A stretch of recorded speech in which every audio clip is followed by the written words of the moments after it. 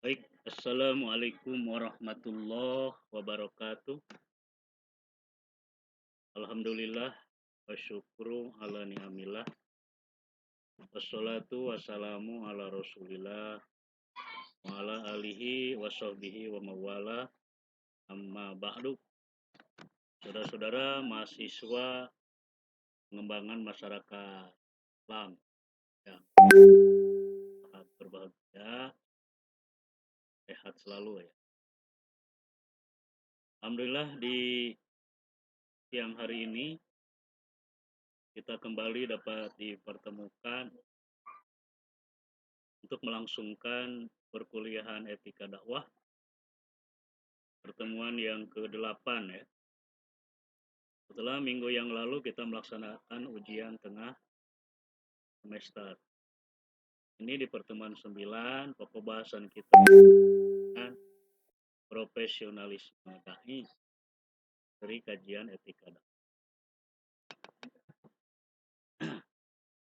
Ternyata saudara sekalian,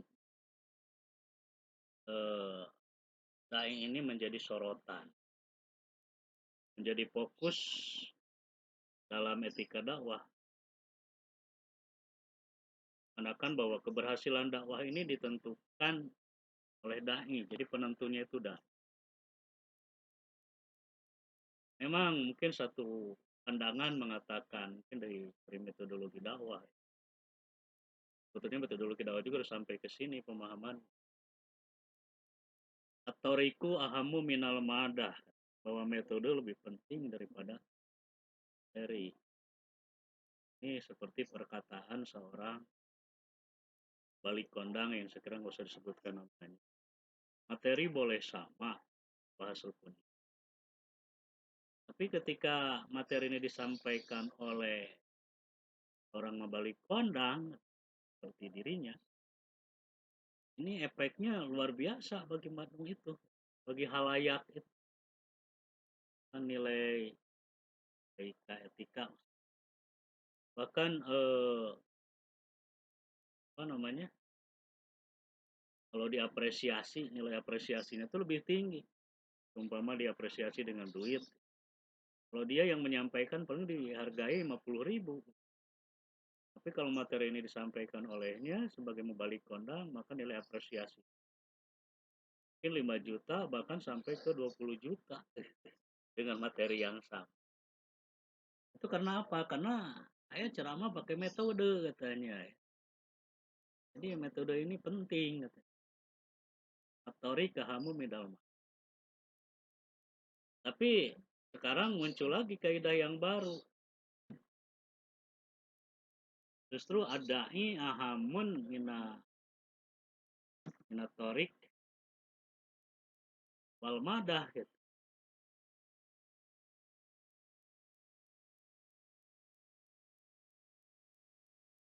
Jadi adai ahamun minatorik wal madah.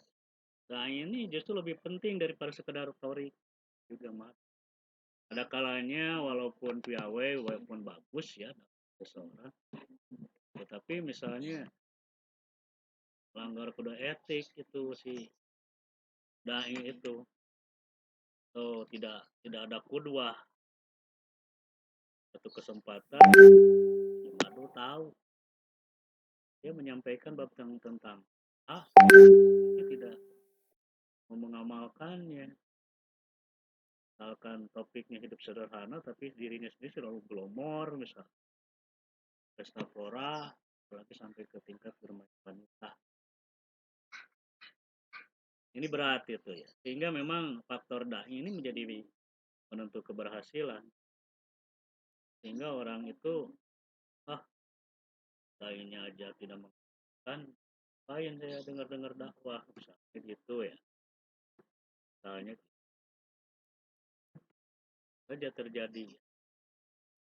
Dan kalau diperhatikan lebih jauh sebetulnya bukan semata-mata torik, tapi memang faktor dai, faktor watak, karakter, kepribadian, atau kalau mau dikatakan kompetensi kepribadian, kompetensi skill, keahlian menyampaikan, potensi wawasan, ilmu pengetahuan.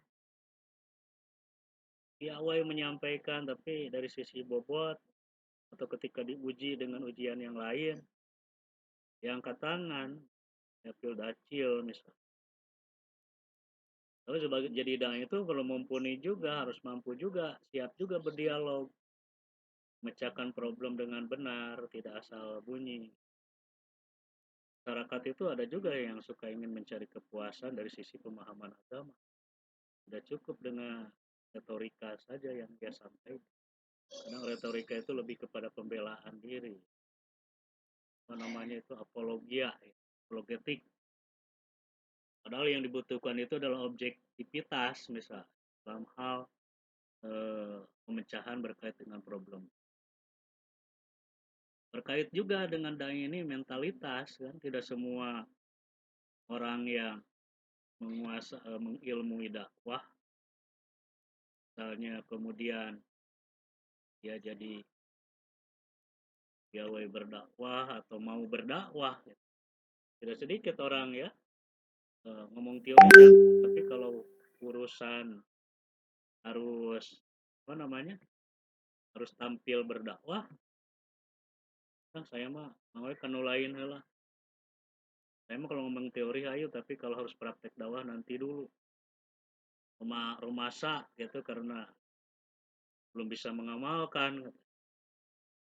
Padahal yang namanya pengamalan agama itu bukan kewajiban madu, tapi kewajiban semua ya, semua umat muslim sesuai dengan batas dan kemampuannya masing-masing. Masa iya kita sebagai dai tidak mau beramal? Dai beramal itu adalah merupakan bagian wujud dari rasa syukur yang Allah berikan. Allah berikan kelebihan.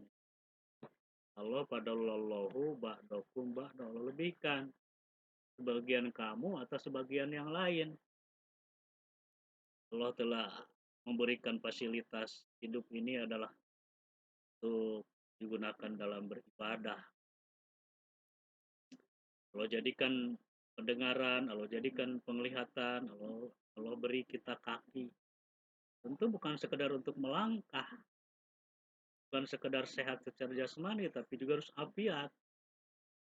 Berapa jauh ini didedikasikan untuk menggapai keriduan Allah. Kita digunakan untuk melihat ayat-ayat Quran, demikian juga pendengaran, demikian juga kaki dilangkahkan menuju tempat-tempat yang diridhoi Allah. Allah memberikan lisan kita supaya tidak digunakan sembarangan, tapi bagus juga untuk menyampaikan pesan-pesan agama melalui lisan kita. Masing-masing punya kelebihan. Ada saya mah muslim tapi bukan tidak studi di dakwah. Dakwah itu luas, bisa jadi ya orang punya pengalaman dalam bidang bisnis ya, sampai dia menjadi pebisnis yang berhasil dan sukses. Maka bisa transfer pengalaman untuk siapa namanya? Transfer pengalaman untuk generasi muslim. Dan hidup ini tuh melaksanakan tugas sebagai apa namanya pemimpin di dunia, mengelola alam, harus memimpin umat, membawa umat ke arah kebaikan, harus bermanfaat bagi sekitar. Ini landasan dakwah secara luas ini adalah khairun-nas anfa'uhum linnas, sebaik kamu adalah bermanfaat bagi lingkungannya. Inna hadal ardo yarisuha min ibadiyas solihun, bahwa bumi ini diwariskan, diuntukkan bagi hamba Allah yang soleh. Dengan bumi digarap atau dikendalikan oleh orang yang soleh, oleh yang buruk akhlak. Jadi ilmu apapun yang kita miliki, yang kita punya, harus mau dibagikan kepada yang lain kalau mau bernilai amal soleh, bernilai manfaat.